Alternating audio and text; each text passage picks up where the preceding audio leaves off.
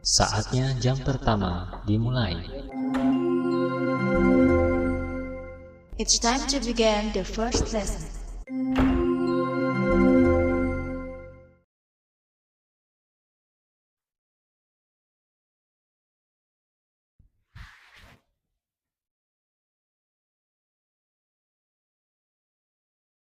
Ya, bismillahirrahmanirrahim. Assalamualaikum warahmatullahi wabarakatuh. Waalaikumsalam warahmatullahi wabarakatuh. Ya, selamat pagi anak-anak, selamat pagi semuanya. Selamat pagi, Pak. Ya. Bagaimana kabar kalian hari ini? Alhamdulillah baik. Oke. Alhamdulillah. Senang mendengarnya kalau kabar kalian itu baik, sehat ya. Bapak harap kalian selalu sehat, selalu bergembira dan selalu bersemangat dalam pembelajaran PJOK kali ini ya, dan seterusnya. Oke, Bapak ingin menunjuk Mas Dani ya untuk berdoa, memimpin berdoa pada pertemuan kali ini. Bisa dipimpin Mas Dani?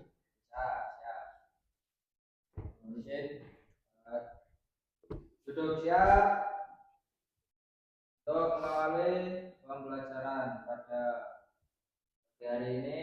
Alangkah baiknya kita berdoa. Berdoa dimulai.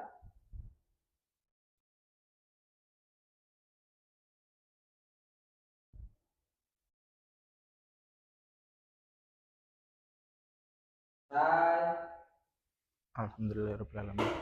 Ya, perlu diingat untuk kalian semua, untuk mengawali segala kegiatan baik di luar maupun di dalam kelas, kita harus selalu mengutamakan berdoa ya, agar kita tetap dilindungi oleh Tuhan Yang Maha Esa, agar kegiatan kita berjalan dengan lancar dan baik dan bermanfaat ya. Oke. Sebelumnya Bapak akan melaksanakan presensi dulu ya di kelas kalian. Yang pertama, sebentar. Untuk presensi kali ini Bapak ingin melaksanakan sebuah kegiatan yang berbeda ya. Jadi untuk biasanya kalian kan jika di presensi bilangnya hadir ya. Tapi untuk kali ini Bapak ingin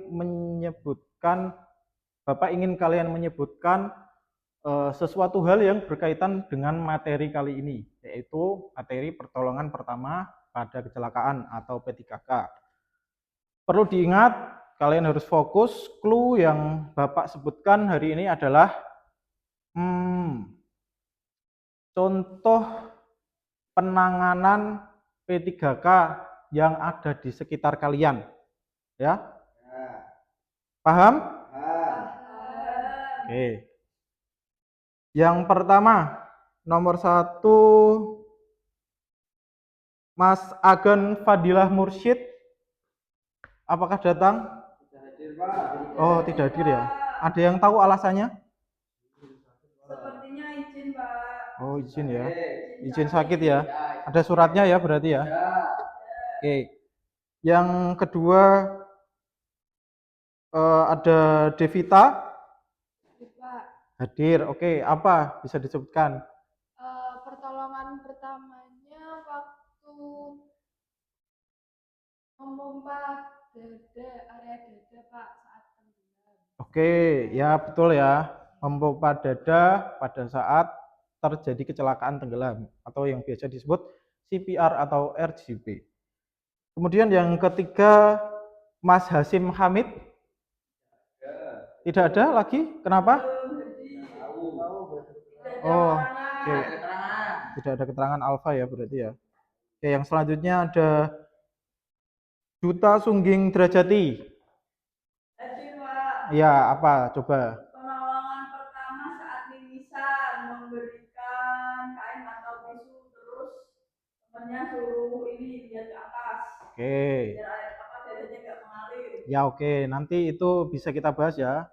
Pertolongannya sudah betul, tapi penanganannya kurang ya. Oke.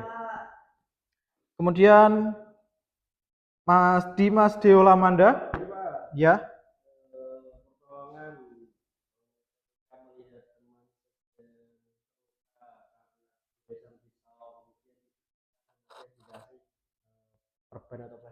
Oke, betul sekali. Lengkap ya, ada kasus dan penanganannya. Kemudian Mas Dani Prihandani ya, terakhir ya ini. Jadi, Ya. pertolongan pada saat luka terkena knalpot. Pertama dibersihkan dengan air mengalir, lalu diberi odol. Oke. Sudah betul juga contoh kasusnya, tapi penanganannya ada yang kurang tepat. Oke, tidak apa-apa. Oke, pada pertemuan kali ini kita akan membahas materi pertolongan pertama pada kecelakaan atau P3K. Ya, materi ini adalah materi pendidikan jasmani olahraga dan kesehatan. Babnya adalah literasi kesehatan. Ya, jadi PJOK itu bukan hanya tentang fisik, tapi kalian juga belajar kesehatan. Seperti yang tertera di sini, bukan hanya jasmani dan olahraga, tapi juga belajar tentang kesehatan. Oke, di sini intinya adalah kalian bisa memahami dasar keterampilan pertolongan pertama pada kecelakaan yang harus diketahui setiap orang, ya. Jadi setiap orang, setiap individu yang ada di kelas ini, Bapak harap bisa memahami dasar keterampilan pertolongan pertama pada kecelakaan. Seperti itu. Oke, kemudian ada tujuan pembelajaran P3K. Ya. Yang pertama, para siswa peserta didik kalian diharap mampu menganalisis konsep P3K, mulai dari pengertian, tujuan, kemudian prinsip, macam dan jenis cedera atau kasus penanganan kecelakaan, dan yang utama adalah mitos fakta yang ada di masyarakat mengenai kasus P3K dan penanganannya. Kemudian yang kedua, Bapak harap kalian mampu mempraktikkan tindakan P3K pada beberapa studi kasus cedera atau kecelakaan yang ada di lingkungan sekitar kalian.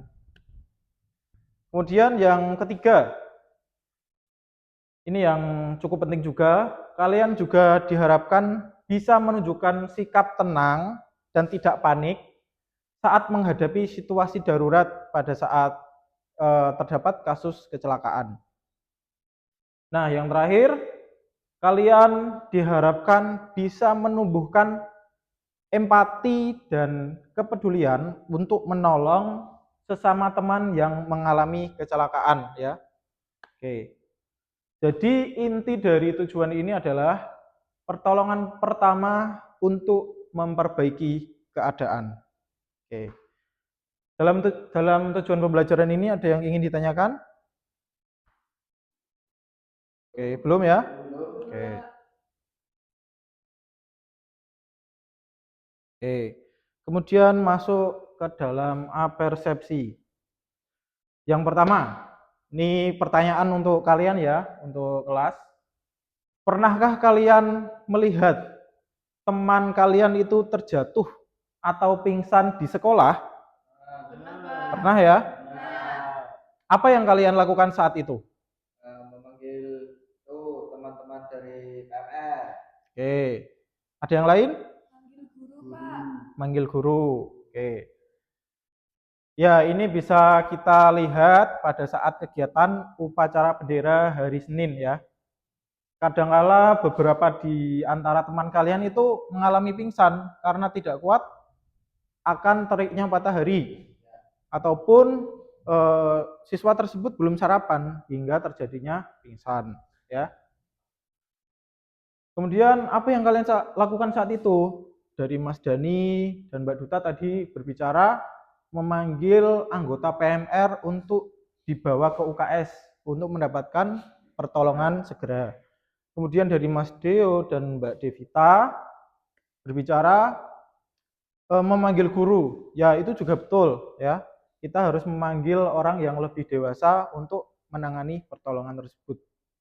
Oke, yang kedua, jika melihat luka berdarah, ya, luka berdarah, apakah kalian tipe yang berani Menolong atau justru menjauh karena kalian takut. Biasanya kan ada yang takut karena darah ya. Kalian bagaimana? Tipe yang mana? Berani, Pak. Berani ya, Mbak Divita berani. Mbak Duta bagaimana? Berani, Pak, kalau darahnya nggak banyak. Oke, berani kalau darahnya nggak banyak. Mas Dani? Berani, tapi Sama. misalkan darahnya tidak banyak. Oke, kemudian Mas Deo? Berani tapi sedikit takut. Oke, berani tapi sedikit. Oke, ya itu normal ya. Takut itu normal atau lahiriah dari lahir bawaan. Tapi rasa takut itu bisa kita latih ya agar bisa menjadi berani. Oke. Kemudian yang ketiga, mengapa kita tidak boleh asal-asalan saat memberikan pertolongan kepada orang yang sedang kecelakaan atau mengalami cedera? Oke, Mas Dani apa? Supaya cedera atau kecelakaannya tidak bertambah menjadi lebih parah. Oke, betul. Ada yang lain? Ada yang lain? Semoga tidak, supaya tidak salah penanganan. Ya, betul. Oke. Agar tidak salah penanganan, agar cederanya tidak bertambah parah. Ya, itu masih satu korelasi ya, berhubungan ya. Kalau cederanya penanganannya salah, maka cederanya akan lebih parah. Oke, betul. Kemudian yang terakhir, siapa sih yang harus kita hubungi pertama kali jika terjadi kecelakaan serius di area sekolah ataupun lingkungan sekitar kalian? Tenaga medis, Pak. Oke, tenaga medis. Ada lagi? Kalau di sekolah mungkin lebih ke guru dulu ya Pak, karena kan kadang kalau di sekolah tuh anggota PMR kan juga sama seperti kita, Iya. satu pantaran, jadi lebih baik ke guru dulu yang lebih tua. Ya, betul juga. Ada yang lain? Wali kelas. Ya, wali kelas termasuk guru juga tadi. Ya. Oke. Oke, betul semua ya. Apabila terjadi di sekolah, kita bisa menghubungi wali kelas ataupun guru ya, ataupun PMR juga. Oke. Kemudian kalau terjadi di luar, kita juga bisa menghubungi orang-orang sekitar meminta pertolongan. Kemudian juga tenaga medis. Ya, sudah betul semuanya. Oke. Masuk kepada inti pembelajaran ya, inti materi kali ini, kegiatan inti. Pengantar pertolongan pertama, ya. Seperti yang ada pada tujuan pembelajaran tadi yang sudah tertulis, yaitu ini. Pertolongan pertama sama dengan memperbaiki keadaan, ya. Itu adalah inti dari pertolongan pertama. Oke. Saya ingin Mas Dani untuk membaca pertolongan ini. Ya. Dari atas apa langsung dari pertolongan saja, Pak? Dari sini langsung ya. Oke. Pertolongan pertama adalah pertolongan yang sementara atau bantuan segera yang diberikan kepada seseorang yang menderita cedera atau penyakit mendadak sebelum bantuan medis profesional tiba. Oke, stop ya. Terima kasih Mas Dani. Oke. Jadi pengertian dari pertolongan pertama. Pertolongan pertama adalah pertolongan sementara ya. Jadi sifatnya itu sementara. Kemudian atau bantuan segera. Sesegera mungkin harus dilaksanakan. Jadi sifatnya dua, sementara dan harus segera. Oke. Yang diberikan kepada seseorang yang menderita cedera atau penyakit mendadak. Ya. Jadi pertolongan pertama ini diberikan kepada seseorang yang menderita cedera atau kecelakaan atau penyakit mendadak. Kemudian yang terakhir, sebelum bantuan medis profesional tiba, ya. Jadi pertolongan ini bersifat apa? Dua tadi? Sementara dan segera, ya. Sebelum bantuan medis profesional tiba. Oke. Selanjutnya dibaca Mbak Devita.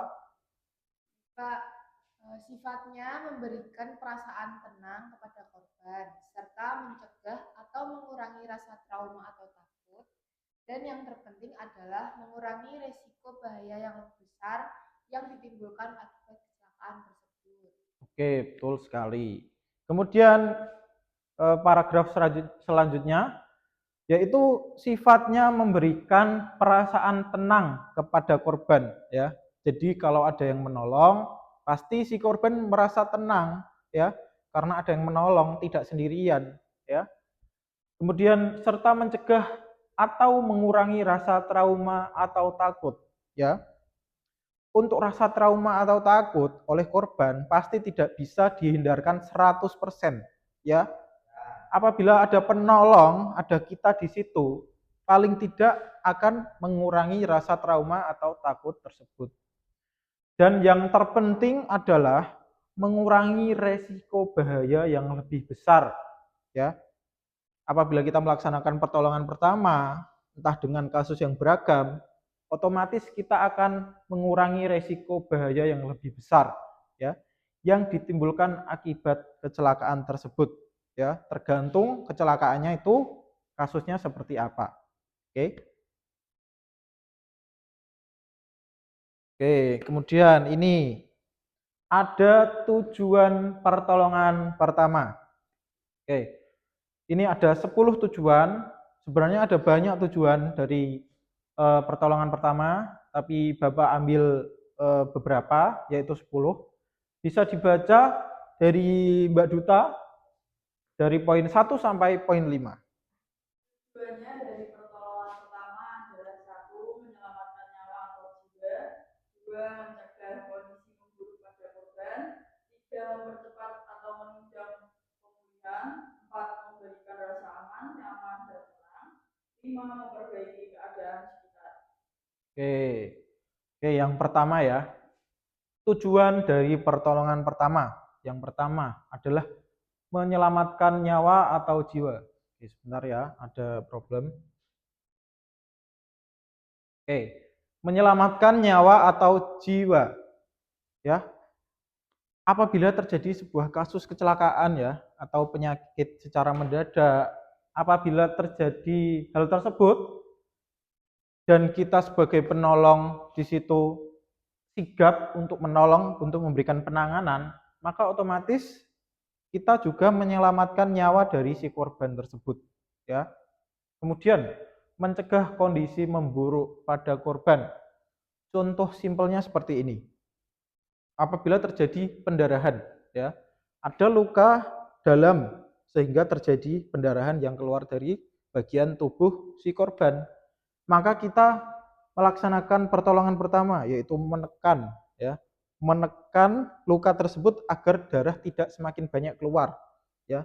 Otomatis kondisi tersebut mencegah memburuk pada korban ya, karena darahnya itu tidak keluar dengan banyak karena kita tekan ya. Kemudian mempercepat atau menunjang pemulihan ya, bisa disambungkan dengan tadi, apabila darah yang keluar itu sedikit, tidak banyak, otomatis pemulihan dari si korban otomatis itu lebih cepat ya, lebih ditunjang. Kemudian yang keempat, memberikan rasa aman, nyaman, dan tenang ya, seperti tadi yang ada di pengertian yang paragraf kedua. Tentunya apabila si korban didekati oleh para penolong, pasti tidak akan merasa takut ya. Rasa tersebut akan digantikan dengan rasa aman, nyaman, dan tenang. Kenapa kok bisa? Si korban pasti akan merasakan, oh aku ada yang menolong, jadi aman. Ada yang memperhatikanku, ada yang peduli dengan keselamatanku. Seperti itu. Oke, kemudian yang ke-5 sampai ke-10 bisa dibaca Mas Deo. Yang ke-6 itu mengurangi rasa nyeri dan kecemasan. 7. Mencegah cacat permanen. 8. Mencegah komplikasi. Yang ke-9 melindungi korban dari bahaya lingkungan. Dan yang ke-10 menyediakan informasi bagi tenaga medis. Oke, bagus sekali. Oke, poin selanjutnya akan Bapak jelaskan.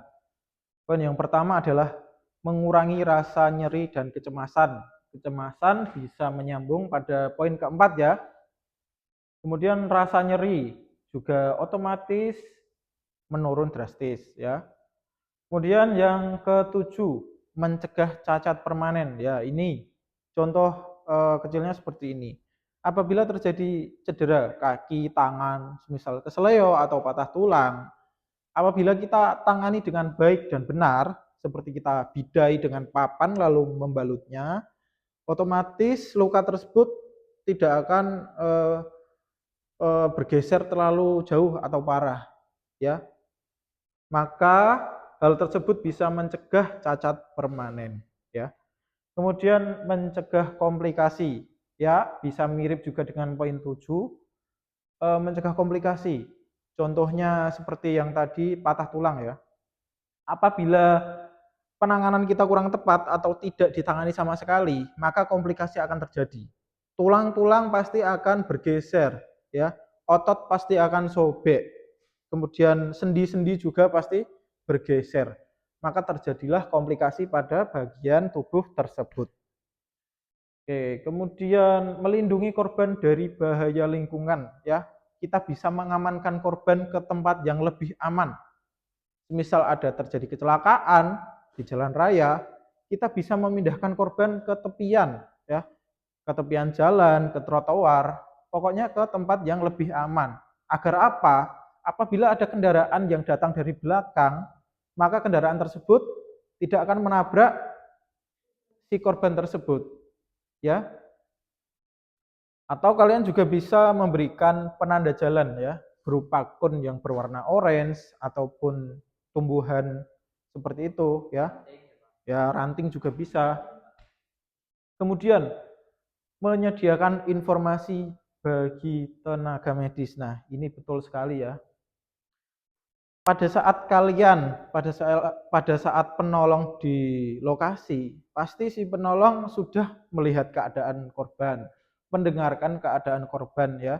Kemudian tahu bagian mana yang mengalami cedera, mengalami luka.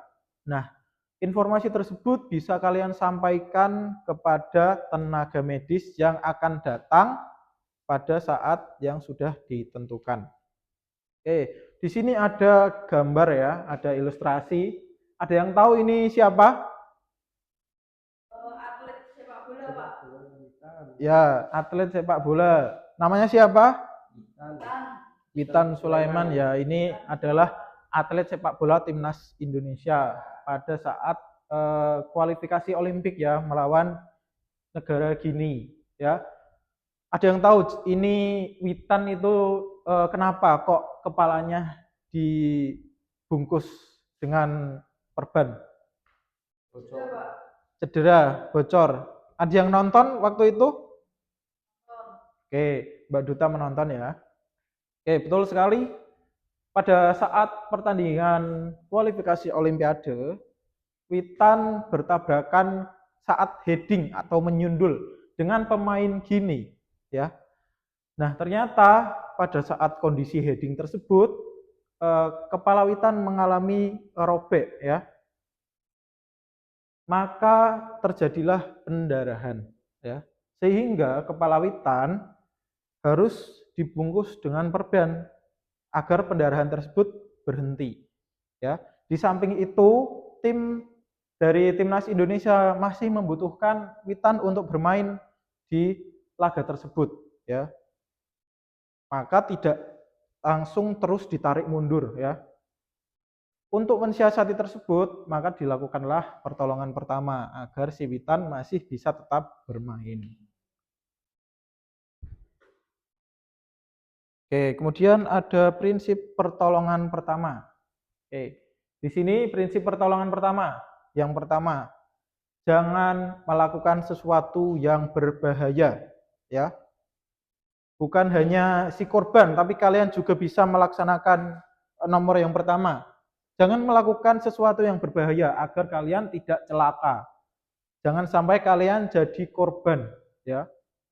Kalian harus jadi penolong, tapi kalian bisa mencegah untuk tidak menjadi korban. Apa sih contohnya? Ya, kalian melaksanakan sesuatu yang ceroboh atau membahayakan diri sendiri, seperti naik motor ugal-ugalan dan lain-lain. Itu kalau bisa kalian harus cegah ya, hindari. Kemudian, jangan mengerjakan tindakan yang meragukan hanya karena kalian itu ingin melakukan sesuatu, ya. Kalian ingin menolong tapi ilmu kalian itu masih setengah-setengah, keberanian kalian itu masih ragu-ragu, lebih baik jangan ditolong dulu. Tapi kalian bisa melaksanakan apa? Memanggil orang dewasa, betul ya. Kemudian, waktu sangatlah penting. Semakin cepat pertolongan yang diberikan, semakin kecil kerugian yang ditimbulkan. Oke. Semakin cepat kalian menolong si korban, semakin cepat korban tersebut selamat, ya. Apabila semakin lambat kalian menolong, hanya kalian lihat dari jauh, maka korban pasti akan merugi dengan lebih besar. Oke, kemudian jangan menambah kerusakan, ya. Kemudian yang terakhir, jangan gegabah dan asal-asalan, karena hal tersebut bisa menambah kerugian ya, atau memperburuk keadaan. Oke. Kenapa sih setiap orang itu harus mempelajari pertolongan pertama? Oke, bisa dibaca Mbak Devita yang pertama. Baik, pertolongan pertama dapat menyelamatkan nyawa dengan memberikan perawatan penting sebelum bantuan medis profesional tiba, terutama dalam keadaan darurat seperti tersedak, pendarahan, atau serangan jantung dan lain-lainnya, Pak. Oke, betul sekali. Ini seperti tujuan tadi ya. Mengapa setiap orang harus mempelajari pertolongan pertama? Ya, pertolongan pertama itu dapat menyelamatkan nyawa dengan memberikan perawatan penting sebelum bantuan medis profesional tiba, ya. Jadi kalian itu bisa menjadi si penyelamat nyawa, ya. Oke, kemudian yang kedua bisa dibaca Mas Dani. Ya, Pak. Latihan pertolongan pertama membangun kepercayaan diri, memungkinkan individu untuk merespon dengan tenang dan efektif selama keadaan darurat yang berpotensi menyelamatkan nyawa. Oke.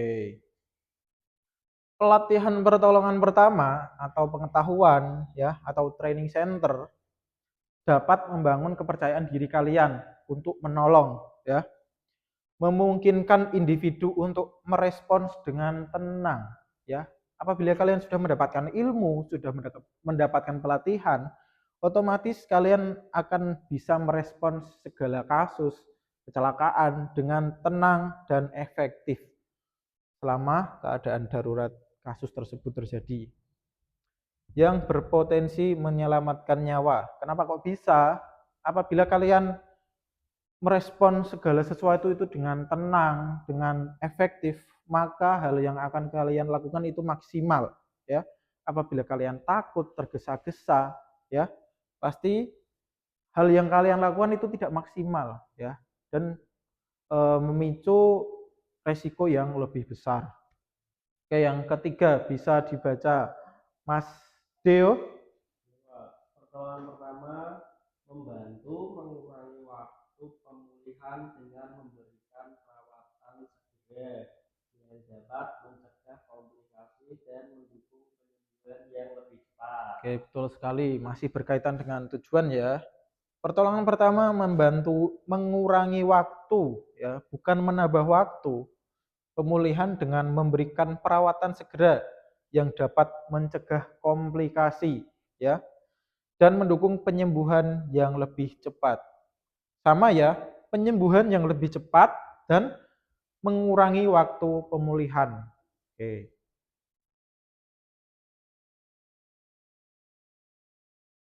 Oke, di sini ada macam-macam jenis kasus dan penanganan pertolongan pertama. Jadi ada kasusnya dan ada penanganannya, ya. Ini Bapak rangkum ada kurang lebih sekitar 8 kasus yang sangat sering terjadi di lingkungan sekitar kita ya. Yang pertama itu adalah gangguan jantung dan nafas ya, itu sering terjadi pada orang tua ya. Biasa terjadi di paruh umur bahkan pada lansia. Oke. Gangguan jantung dan nafas ini biasanya itu terjadi secara mendadak ya. Kemudian penanganannya gimana, Pak? Penanganannya seperti yang dibacakan atau diberikan oleh Mbak Devita ketika absen tadi ya, yaitu melakukan pompa dada ya. Biasanya disebut RJP atau pompa dada untuk henti jantung. Kemudian untuk nafas ada Heimlich maneuver ya. Itu untuk korban tersedak ya. Gangguan jantung itu adalah RJP, gangguan nafas adalah Heimlich maneuver. Kemudian yang kedua, ada luka dan pendarahan. Ini bisa terjadi di segala umur ya, mulai dari kecil hingga tua ya. Ini paling sering terjadi juga, yaitu penanganannya gimana? Membersihkan luka ringan dengan antiseptik, alkohol, Revanol, dan sebagainya ya. Menekan langsung pendarahan hebat. Nah, ini apabila terjadi pendarahan hebat yang bisa mengeluarkan darah dari bagian tubuh tertentu. Kita harus tekan luka tersebut agar darah tidak keluar dengan banyak. Kemudian, atau menjepit hidung, menunduk ya saat mimisan. Nah, tadi yang menyebutkan penanganan mimisan itu Mbak Duta ya pada saat absen. Mbak Duta menyebutkan harus tengada ya. Penanganannya sebenarnya itu sudah betul tapi kurang tepat. Penanganan yang tepat adalah menjepit hidung kemudian menunduk ya. Jadi bukan tengada ya. Kemudian cedera otot dan tulang ini bisa kalian amati ketika pembelajaran olahraga, kemudian ketika kalian melihat atlet yang sedang bertanding. Bagaimana penanganannya? Yaitu melakukan pembidaian pada patah tulang dan metode RICE. Pembidaian itu gimana sih Pak? Pembidaian itu adalah meletakkan papan kepada area yang patah atau cedera, kemudian itu dibalut dengan kain sederhana ya ataupun perban jika ada. Itu adalah pembidaian. Kemudian kita bisa melaksanakan metode RICE. Ini untuk cedera yang ringan sampai menengah ya. RICE itu apa? R adalah untuk rest atau istirahat ya. Jadi apabila kaki kita mengalami cedera, kita tidak boleh memaksakan untuk melakukan aktivitas lebih atau aktivitas lanjutan. Kaki kita yang cedera ini harus diistirahatkan. Kemudian ada I ya atau ice. Kita harus mengkompres dengan es batu ya. Air dingin ya, minimal air dingin ya kepada cedera tersebut di bagian yang luka atau cedera. Kemudian ada C atau compression ya, kompres juga atau tekan ya. Kemudian ada E yaitu elevation atau tinggikan. Elevation itu apa sih Pak?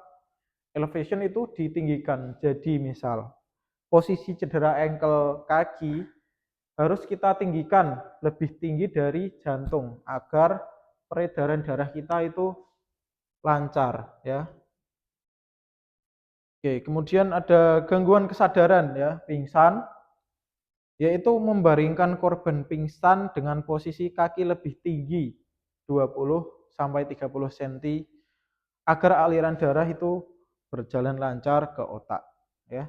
Seperti tadi adalah elevation, tapi ini bisa dilaksanakan kedua kaki ditinggikan ya. Seperti itu.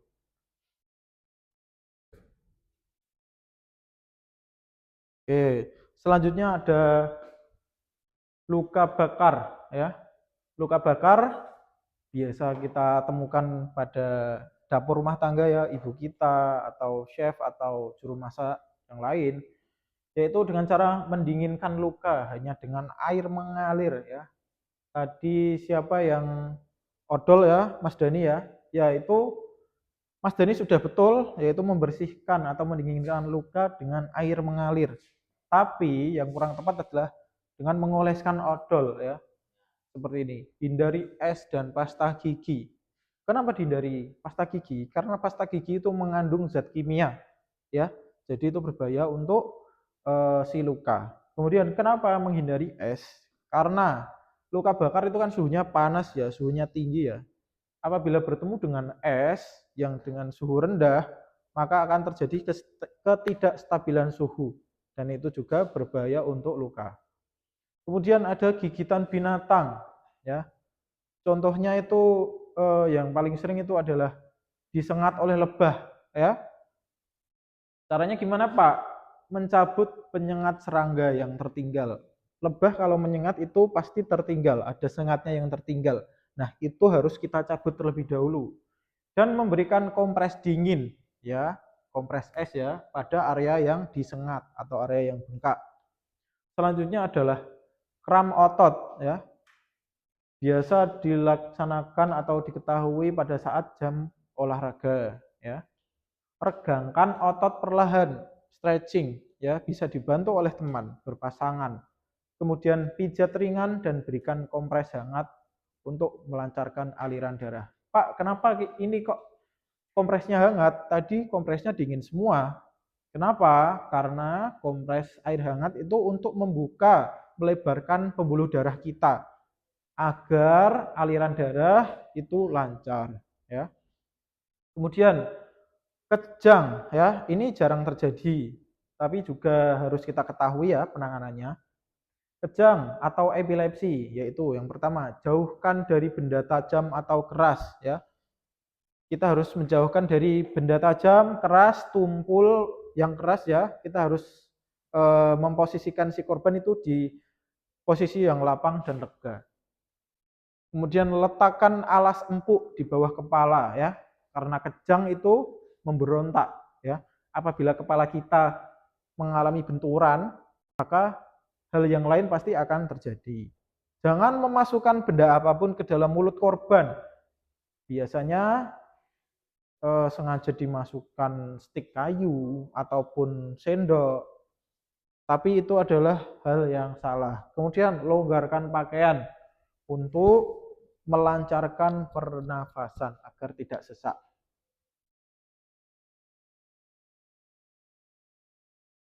Oke, kemudian ada wrong and right, and fact and might. Kemudian tindakan yang salah dan benar, fakta dan mitos. Oke, apa saja sih mitos yang beredar di masyarakat kita? Yang pertama itu luka bakar. Luka bakar itu mitosnya seperti Mas Dani tadi, mengoleskan pasta gigi, mentega, atau kecap agar luka itu terasa dingin. Padahal itu salah. Cukup menyiram dengan air mengalir dengan suhu ruang selama 15 sampai 20 menit. Kenapa tadi bisa disebut mitos? Karena ini pasta gigi mengandung bahan kimia yang mengiritasi luka dan memerangkap panas di dalam kulit. Sehingga hal tersebut bisa memperparah kerusakan jaringan yang terluka. Oke, kemudian ada mimisan seperti Mbak Duta ya tadi ya, menyuruh korban mendongak atau tengada atau menyempal hidung dengan daun sirih mentah, itu salah ya. Yang benar adalah posisi duduk menunduk ya, dengan menjepit cuping hidung selama 5 sampai 10 menit ya. Kenapa bisa disebut mitos, Pak?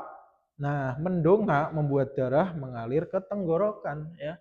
Otomatis kalau kita lurus bisa masuk ke paru-paru dan menyebabkan muntah jika masuk ke lambung ya.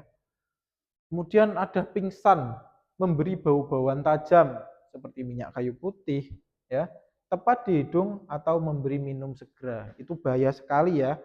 Karena yang benar adalah memberi minum pada orang yang belum sadar dengan sepenuhnya. Hal tersebut bisa membuat tersedak ya, cairan masuk ke dalam paru-paru. Cukup tadi penanganannya ditinggikan kaki 20 sampai 30 cm dan ada sirkulasi udara yang baik. jangan dikerubungi ya. Kemudian kejang atau epilepsi, mengganjal mulut dengan sendok atau kayu agar lidah tidak tergigit ya. Itu mitos juga, sendok bisa mematahkan gigi ya, karena sendok itu keras juga atau pecah dan menyumbat jalan nafas. Itu lebih berbahaya kalau tertelan ya, susah untuk mengeluarkannya. Kemudian ada kemasukan benda asing ya. Mitosnya adalah mengucek mata dengan sekuat tenaga atau meniup mata yang kelilipan.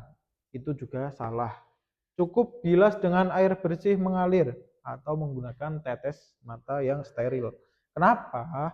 Mengucek mata dapat menyebabkan benda asing seperti pasir, debu, dan lain itu masuk lebih dalam ya, dan menggores kornea mata dan menyebabkan luka permanen, iritasi berat ya.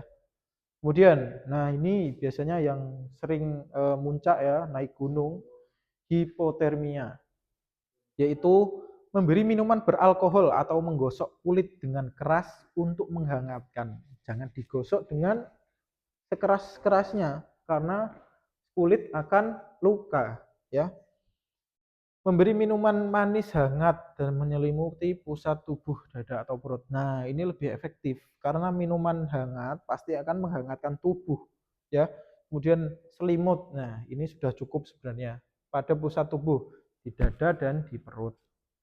Alkohol melebarkan pembuluh darah kulit yang justru hal tersebut mempercepat hilangnya panas tubuh.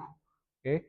Kemudian tersedak, langsung memberi air putih saat korban sedang tersedak hebat. Bagaimana bisa? Saluran saja tertutup, malah kita kasih minum lagi. Maka yang ada akan menambah sumbatan ya. Jadi yang bisa kalian lakukan adalah helmet manuver ya. Dengan cara menekan pada perut di bawah sekat rongga dada. Kemudian yang selanjutnya ada luka terbuka. Mitosnya adalah membiarkan luka terbuka pada plester agar cepat kering. Padahal hal itu adalah salah. Karena apabila kita membuka, maka debu dan kotoran bisa masuk sehingga menyebabkan infeksi. Ya, kita harus menutup luka dengan plester atau kasa steril. Sebelumnya kita harus membersihkannya. Oke, kemudian kita lanjut kepada catatan penting ya. Mengapa kita harus mengikuti fakta? Ya, tujuan utama pertolongan pertama adalah untuk mencegah kondisi menjadi lebih buruk. Ya, mengikuti mitos seringkali didasarkan oleh niat baik. Ya, niat kita sudah baik, sudah betul. Namun tanpa dasar pengetahuan medis yang mumpuni dan mencukupi, tindakan tersebut justru bisa menambah cedera baru bagi korban dan menyulitkan tugas dokter ataupun tenaga medis saat korban tiba di rumah sakit ya. Kemudian dalam pertolongan pertama juga ada undang-undangnya ya. Kita wajib atau dianjurkan menolong ya. Menolong itu wajib untuk sesama manusia. Namun menolonglah dengan cara yang benar agar tidak mencelakai korban. Lebih lanjut dan tidak menciptakan hal yang tidak diinginkan ya. Karena kalian harus berhati-hati dengan undang-undang. Apabila salah langkah, maka yang terjadi adalah pidana, oke? Nah, kemudian ada sedikit contoh ya, kasus ya. Bapak akan putarkan videonya.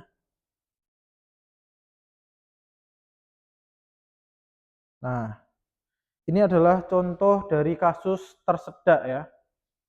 Bisa dilihat, diperhatikan. Oke.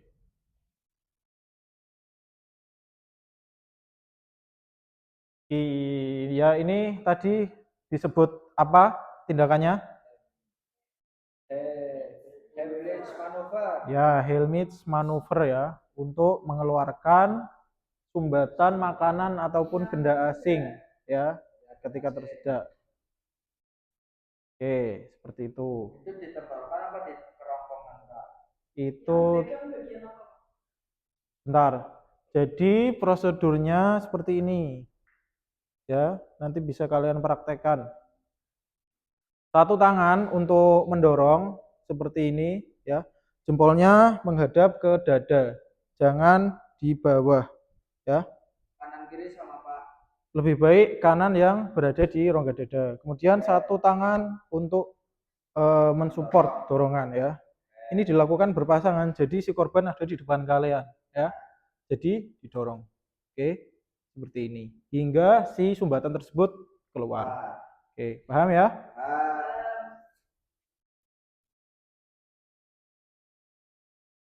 Oke. Selanjutnya, siapkan diri, selamatkan nyawa. Mulailah belajar hari ini. Pelajari pelatihan pertolongan pertama, baik secara mandiri maupun berkelompok ya. Bagikan pengetahuan kalian kepada keluarga, teman terdekat, atau orang lain di sekitar kalian. Sedikit pengetahuan dapat membuat situasi yang menyelamatkan nyawa dalam situasi kritis ya. Kemudian ada kalimat atau kata-kata motivasi. Satu tindakan berjuta harapan, jadilah penolong bukan sekedar penonton ya. Menjadi penolong bukan berarti kamu tidak memiliki rasa takut ya, tapi kamu memilih untuk tidak membiarkan rasa takutmu sebagai penghalang untuk menyelamatkan nyawa seseorang ya. Itu bisa menjadi refleksi untuk diri kalian masing-masing. Oke. Ada refleksi diri ya. Setelah kalian mengetahui penjelasan dari Bapak tadi tentang materi P3K, setelah saya jelaskan, apa yang akan kalian lakukan setelah mendapatkan pengetahuan pada pertemuan dalam materi P3K kali ini? Yuk coba satu-satu dari Mbak Devita. Yang akan saya lakukan pastinya setelah belajar materi P3K itu pastinya akan menerapkan ya Pak apa yang materi yang sudah saya dapatkan. Misalnya kalau ada teman saya contohnya luka berdarah itu pasti saya akan mengobati yang materi P3K. Oke, betul. Kemudian Mas Dani? Karena saya sudah mendapatkan pengetahuan tentang materi P3K hari ini, jadi saya sudah tahu bahwa penggunaan odol atau pasta gigi pada saat mengalami luka bakar itu tidak disarankan. Ya, betul. Lebih baik menggunakan air yang mengalir selama 15-20 menit. Oke, betul sekali. Kemudian Mbak Duta. Dari materi hari ini saya juga belajar yang tadi pengalaman saya membantu orang mimisan, ternyata yang saya lakukan salah, masih belum benar. Dari materi ini saya tahu yang benar yang bagaimana. Oke, kemudian yang terakhir untuk Mas Deo. Tentunya ini ya Pak, saya akan menyiapkan alat penanganan tertentu seperti misalkan hensaplas atau broken atau untuk menangani kalau ada cedera-cedera. Oke, betul. Baik sekali ya. Jadi refleksi diri ini harus kalian terapkan ya setelah kalian mendapatkan pengetahuan ya. Bisa kalian terapkan, kalian bisa menjadi penolong yang hebat apabila terjadi suatu kasus kecelakaan. Oke, kesimpulannya adalah P3K adalah tindakan kemanusiaan ya untuk mencegah cedera menjadi lebih parah sebelum bantuan medis tiba. Inti dari P3K bukan hanya tentang obat-obatan, melainkan ketenangan dan keberanian untuk peduli terhadap sesama. 3 hal utama yang harus diingat. Amankan diri, pastikan diri sendiri aman sebelum menolong orang lain. Kemudian kebenaran medis seperti yang tadi, mitos dan fakta. Tinggalkan mitos lama seperti odol pada luka bakar dan gunakan prosedur yang benar, gunakan fakta yang benar. Kemudian menit krusial. Tindakan sederhana di menit pertama dapat menyelamatkan nyawa atau mencegah hal yang lebih buruk. Semakin cepat kalian tolong, semakin bagus. Kemudian, sebagai siswa, kalian kini bukan lagi penonton yang panik karena sudah mendapatkan pengetahuan, melainkan garis pertahanan pertama yang akan bertindak saat teman atau keluarga, bahkan orang lain yang tidak kalian kenal, membutuhkan pertolongan. Oke. Oke, kemudian Bapak akan menyerahkan LKPD ini ya. Oh, jadi ini nanti LKPD-nya dikerjakan secara berkelompok. Urut saja ke belakang ya, seperti ini. Ini Mas Dio. Oke, jadi pada LKPD ini nanti kalian akan diberi studi kasus, yaitu di sini disajikan sebuah gambar yang menunjukkan beberapa siswa sedang makan makanan atau jajanan dengan berbicara, mengobrol, sehingga terjadi peristiwa tersedak. Di sini ada gambarnya. Namun tidak sampai terjadi hal yang buruk, hanya tersedak. Kemudian ada seorang guru olahraga. Kalian bisa memposisikan guru olahraga tersebut adalah kalian. Memberikan pertolongan pertama kepada siswa tersebut dan mencegah siswa di sampingnya memberikan minum, ya. Kemudian ada langkah-langkah kerjanya. Di sini kalian harus menuliskan anggota kalian, nama kelompok kalian, ya. Kemudian ada dekomposisi. Identifikasi siapa saja yang ada di dalam gambar ini, kemudian perilaku beresiko apa saja yang ada di gambar ini, hal apa saja yang bisa dilakukan untuk penanganan pada hal tersebut. Kemudian yang belakang bisa kalian baca juga ya. Seperti ini ya. Sudah jelas. Nanti bisa apabila ada yang kurang jelas bisa ditanyakan kepada Bapak lewat WhatsApp saja. Melalui ketua kelas ya nanti Mas Dani ya. Oke, kemudian ada tugas tambahan ya. Tugas tambahan ada ini ya, output akhirnya saja yang dilihat. Nanti setiap kelompok akan ditugaskan untuk membuat video simulasi atau role play. Ada kasusnya, ada penanganannya ya. Berdurasi 5 menit atau maksimal 7 menit ya. Video role play, kemudian yang terdiri dari kasus dan penanganannya. Kalian bebas berkreasi sesuai kreativitas kalian. Kemudian kalian juga harus melaksanakan pembuatan poster pertolongan pertama ya. Nanti kalian akan mempresentasikan poster tersebut. Pak, posternya isinya apa? Posternya isinya adalah slogan atau kampanye untuk pencegahan pertolongan pertama dan kasus penanganannya. Ya. Ada pertanyaan mengenai tugas? Oke. Cukup ya. Untuk tugas nanti akan dikumpulkan di pertemuan selanjutnya. Oke, bisa dikerjakan di rumah. Oke. Sekian dan terima kasih. Ada pertanyaan lagi? Oke.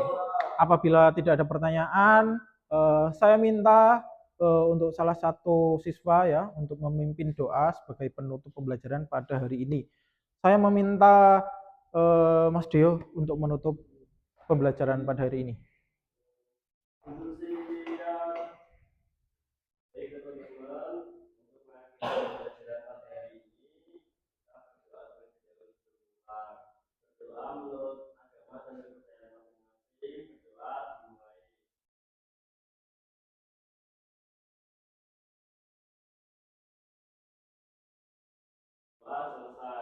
Oke. Ya, cukup pertemuan pada kali ini. Bapak harap ilmu yang Bapak sampaikan bermanfaat dan berguna bagi kalian. Bapak juga memohon maaf apabila ada kesalahan dalam menyampaikan materi ya, atau kurang kata. Dari Bapak cukup. Sekian dan terima kasih. Wassalamualaikum warahmatullahi wabarakatuh. Waalaikumsalam warahmatullahi wabarakatuh.